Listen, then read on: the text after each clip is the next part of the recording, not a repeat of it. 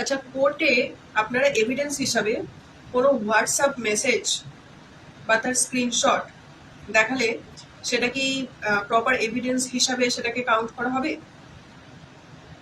অবশ্যই WhatsApp chat হচ্ছে evidence হিসাবে মানে গ্রহণ করা যেতে পারে, কিন্তু হোয়াটসঅ্যাপ চ্যাট কতটা মানে অথেন্টিকেটেড সেটাও কিন্তু কোর্ট সেটা চেক করবে। এবার ধরুন আপনি একটা হোয়াটসঅ্যাপ চ্যাটের একটা স্ক্রিনশট নিয়ে রেখে দিয়েছেন।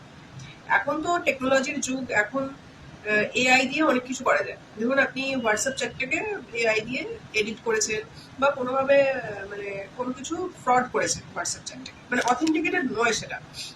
সেটা যদি আপনি কোর্টে প্রডিউস করেন এবং কোনোভাবে যদি ধরা পড়ে যান, তাহলে কিন্তু মানে রং এভিডেন্স দেওয়ার জন্য একটা মারাত্মক ব্যাপার আপনি ফেঁসে যেতে পারেন।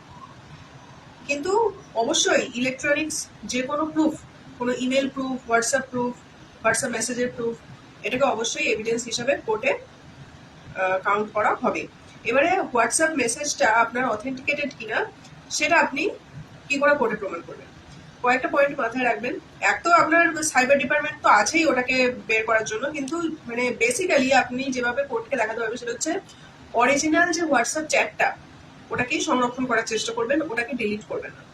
যে আমি স্ক্রিনশট তুলে একটুখানি রেখে দিলাম আর বাকি হোয়াটসঅ্যাপ চ্যাটটা আমি সরিয়ে দিলাম বা ফোন চেঞ্জ করে দিলাম, তখন কিন্তু সেটাকে প্রুফ করা খুব টাফ হয়ে যায়।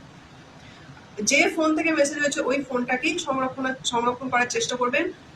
যে চ্যাট হিস্ট্রিতে আপনার মানে কথাবার্তাগুলো চলেছে সেই কনভারসেশনটা প্রিজার্ভ করার চেষ্টা করবেন, ঠিক আছে?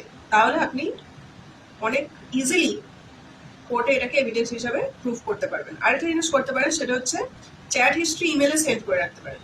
এটাও একটা অথেন্টিকেটেড প্রসেস।